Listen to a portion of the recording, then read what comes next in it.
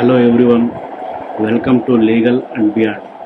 ఈరోజు నేను ఈ వీడియో ద్వారా మీతో షేర్ చేసుకున్న విషయం ఏంటంటే, ఈ మధ్యకాలంలో డైవర్స్ కేసెస్ బాగా విపరీతంగా పెరిగిపోతున్నాయి. డైవర్స్ కేసెస్ పెరిగిపోవడానికి కారణాలు ఏంటి, అసలు ఎందుకు డైవర్స్ తీసుకుంటున్నారు, ఈ కేసెస్ ఇలా అయిపోవడానికి కారణం అనే విషయం పక్కన పెడితే, ఈ పెళ్లి చేసుకున్న 1 year కూడా కాకముందే చాలామందిలో ఇష్యూస్, డిస్ప్యూట్స్ రేజ్ అవ్వటం, కొంచెం కొంచెంగా పెరిగి డైవర్స్ దాకా దారితీస్తున్నాయి. పెళ్ళి అంటే పెళ్ళికి ముందు నుంచి 3 months నుంచి ప్రిపరేషన్, షాపింగ్ అని, అవని ఇవని, పర్చేజింగ్, దాని మీద బోల్డంత టైం అండ్ మనీ ఇన్వెస్ట్ చేయటం. తర్వాత ఏమవుతుందంటే, ఈ ప్రాసెస్ ఎలా స్టార్ట్ అయిపోతుందంటే, మనకి ఎంగేజ్మెంట్తో స్టార్ట్ అయిన ఈ ప్రాసెస్, ఎంగేజ్మెంటు, ఆ తర్వాత హల్దీ సెరమనీ అని, సంగీత్ అని, అవన్నీ మ్యారేజ్ తర్వాత రిసెప్షన్ చాలా గ్రాండ్గా చేస్తారు. ఎలా అంటే కొన్ని మ్యారేజ్ అయితే సినిమా షూటింగ్ టైప్లో ఖర్చు పెట్టి, ఇంత డబ్బులు ఖర్చు పెట్టి చేస్తున్నారు. పెళ్ళి అయిపోయినాక అమ్మాయి తరఫున వాళ్ళు అట్లాగే అబ్బాయి తరఫున వాళ్ళు రిసెప్షన్స్ చేయటం, ఆ రిసెప్షన్ కూడా భయంకరంగా చేయటం అంతా చేస్తారు. ఇంత డబ్బులు ఖర్చు పెట్టి, ఇంత టైం ఇన్వెస్ట్ చేసి, తీరా వీళ్ళు ఏమైనా కలిసి ఉంటున్నారా అంటే, కరెక్ట్గా నెక్స్ట్ యానివర్సరీ వచ్చేసరికి యానివర్సరీకి ముందే వాళ్ళ మధ్య విభేదాలు స్టార్ట్ అయిపోతున్నాయి.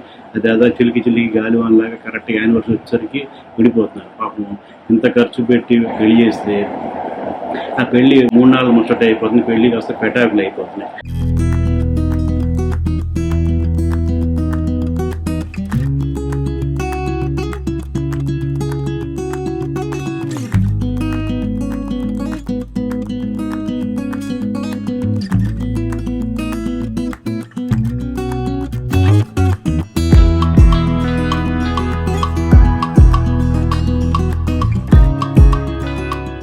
సో నాకేమనిపించిందంటే, ఇంత ఖర్చు పెట్టి పెళ్లి చేసిన తర్వాత వాళ్ళు ఇలా విడిపోవటంలో నో పాయింట్.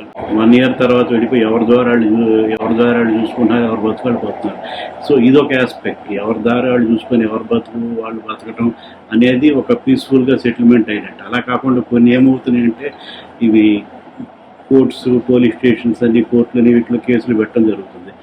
ఈ ప్రాసెస్లో ఏమవుతుందంటే, పాపం అబ్బాయి తల్లిదండ్రులు వాళ్ళకి అసలు కొంతమంది చాలా ఇబ్బందులు పడుతుంటారు. వాళ్ళకేం తెలియదు, వాళ్ళకి ఏదో ఆఫీసు, ఇల్లు, పీస్ఫుల్ లైఫ్ లీడ్ చేయడం తప్పితే తెలియదు. పెళ్లి చేసిన తర్వాత ఈ అమ్మాయి తరఫున వాళ్ళు ఈ డౌరీ హెరాస్మెంట్ కేసు అని పెట్టడం, ఈ అబ్బాయి తరఫున డైవర్స్ కేసు అని పెట్టడం వల్ల పాపం ఈ పేరెంట్స్ వీళ్ళు చాలా సతమతం అయిపోతుంటారు. పోలీస్ స్టేషన్ చుట్టూ తిరగలేక, కోర్టు చుట్టూ తిరగలేక చాలా నానాయాతన పడుతుంటారు.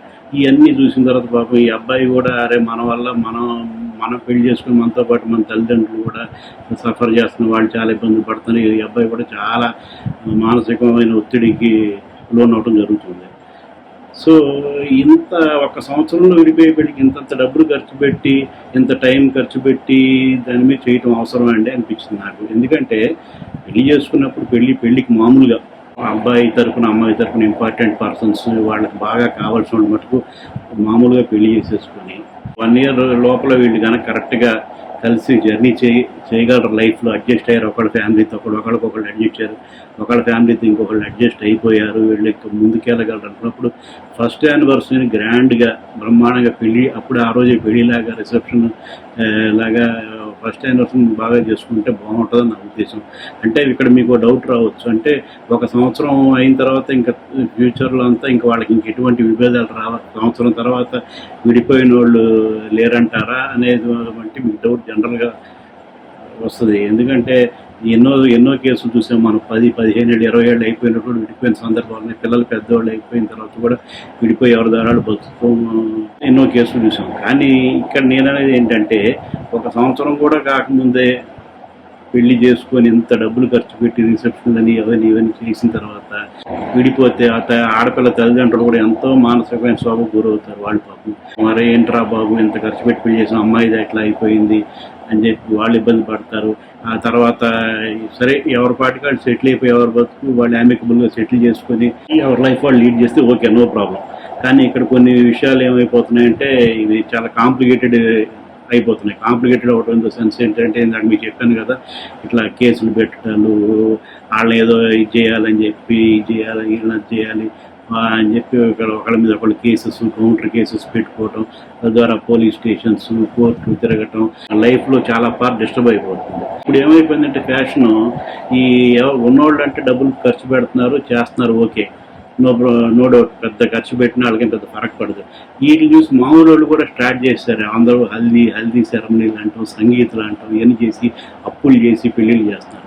ఈ అప్పులు కూడా తీరకుండా ఈ వడ్డీలు కడతానే ఉంటారు. ఇక్కడ చూస్తేనేమో అమ్మాయి ఇంటికి వచ్చేస్తుంది, ఇక వాళ్ళు ఈ నెగోషియేషన్స్ స్టార్ట్ చేస్తుంటారు. అవి కొన్ని వ్యామికబుల్గా సెటిల్ అవుతాయి, కొన్ని ఏమో ఇట్లా లిటిగేషన్లో ల్యాండ్ అవుతాయి. సో ఇది నా అభిప్రాయం. ఇలా ఇంతంత డబ్బులు ఖర్చు పెట్టి విడిపోయేదానికి 3-4 ముచ్చటికి ఇన్ని లక్షలు ఖర్చు పెట్టి కొనిపోయి, ఇంకా పెద్దవాళ్ళు అయితే కోట్లు కూడా ఖర్చు పెడుతున్నారు, మామూలు వాళ్ళు అయితే లక్షల్లో ఖర్చు పెట్టి చేస్తున్నారు. చివరికి చాలా రసాభాసగా మారిపోయి కోట్లు చుట్టూ తిరగాల్సిన పరిస్థితి అయిపోతుంది. సో ఈ నేపథ్యంలో నా అభిప్రాయం ఏంటంటే, ఒక సంవత్సరం ముందు మామూలుగా పెళ్లి చేసేసుకొని ఒక వన్ ఇయర్, ఫస్ట్ ఇయర్ వరకు అమ్మాయి అబ్బాయితో అడ్జస్ట్ అయిపోయి, ఆ ఫ్యామిలీ వాళ్ళిద్దరు అడ్జస్ట్ అయిపోతే వీళ్ళు పర్వాలేదు, వీళ్ళు జర్నీ చేయగలరు, ముందుకెళ్ళరు అనుకున్నప్పుడు ఫస్ట్ యానివర్సరీ మంచిగా బ్రహ్మాండంగా చేస్తే బాగుంటుందని నా ఒపీనియన్ మాత్రం ఇది. మీ అభిప్రాయాలను కూడా కామెంట్స్ రూపంలో తెలియజేయండి. Thank you.